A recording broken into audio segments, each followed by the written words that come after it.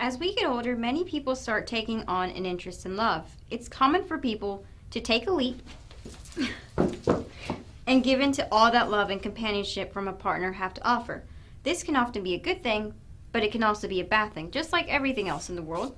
So you have to be very careful. Falling into the arms of love can lead to many risks, like unprotected sex, breaking up for casual sex, friends with benefits, or just having sex before you're ready. And that can lead to STDs, teen pregnancy, or just unwanted pregnancy. And so, in a 64-item questionnaire was completed by 381 undergraduates, meaning freshmen, sophomores, seniors, at a large university to assess taking chances in relationships. And it found that almost 72% self-identified as being really willing to take on a chance in relationships. So whether that meant engaging in unprotected sex, friends with benefits, or just unwanted pregnancy. Now that isn't saying you'll get pregnant immediately. Gosh, no. But it's saying that under the influence of love, we can all admit that we have fallen prey to the blindness of love and we become vulnerable and take chances, good or bad. Along with relationships, there come many risks involved as well. You're going to be having a lot of urges. You're going to want to take off your clothes and touch each other. But if you do touch each other, you will get chlamydia and die. One of them being STDs. STDs remains an important global issue to this day. An estimated 1 million people acquire new infections every day. With that though, there is a lack of sexual education as well. A case study done in Malaysia tested the knowledge, attitudes, risky behaviors, and preventative practices that were known to those who participated. Each student was given questions regarding STDs, such as which of the following is considered an STD, and questions, along those lines as well.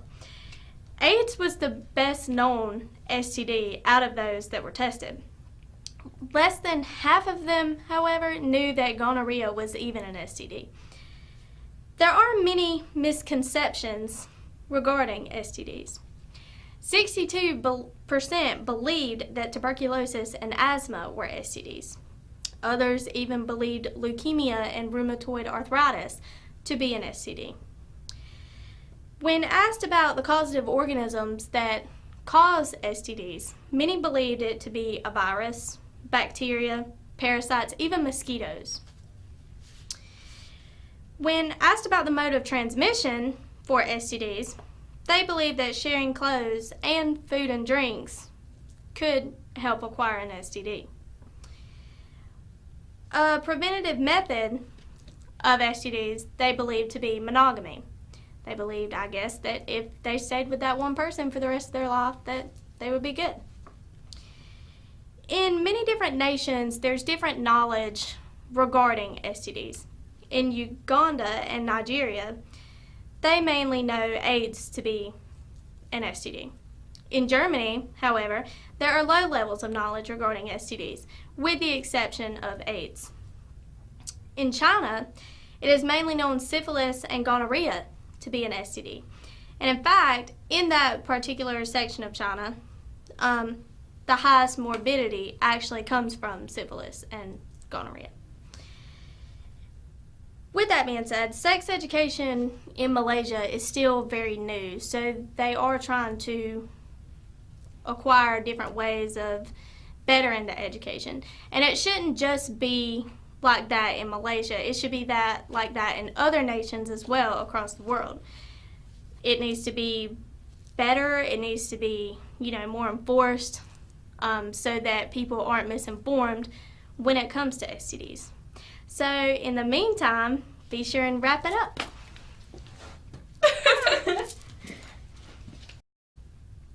An indicator of young women's sexual and reproductive health is a trend in teen pregnancy.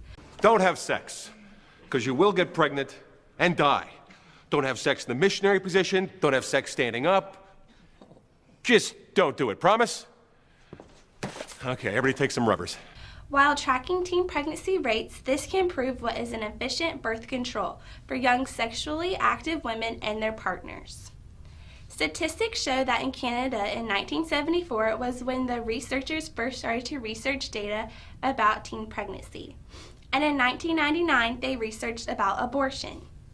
In this study, the researchers were trying to calculate the reports on teen pregnancy rates in Canada at the years of 2007, 2008, 2009, and 2010. This data will show if the rates have continued to decrease or increase from their previous reports. Teen birth and abortion rates decreased from 2001 to 2010, but in the year of 2006 to 2007, teen birth and abortion was a little higher than normal. This may be due to the different abortion procedures in that generation.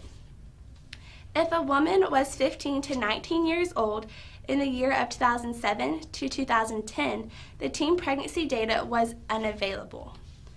A decline in teen birth rate is a big part of the general decline in teen pregnancy rates in this period of time than abortion.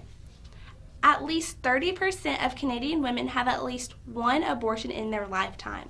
But a good thing is abortion rates have been decreasing over time. If you do not want to be a teen parent, you can prevent that by using protection, such as using a condom or birth control. But not all teen pregnancies are unwanted. Teen women who choose to be moms are just as capable to raise healthy children. The first time too many teens have the sex talk with their parents is when they're telling them that they're pregnant. Parents, if your teens have a question about sex, don't assume they're doing it. And teens, if your parents aren't talking to you about sex, don't assume they don't care. Teenage pregnancy is 100% preventable. Start talking.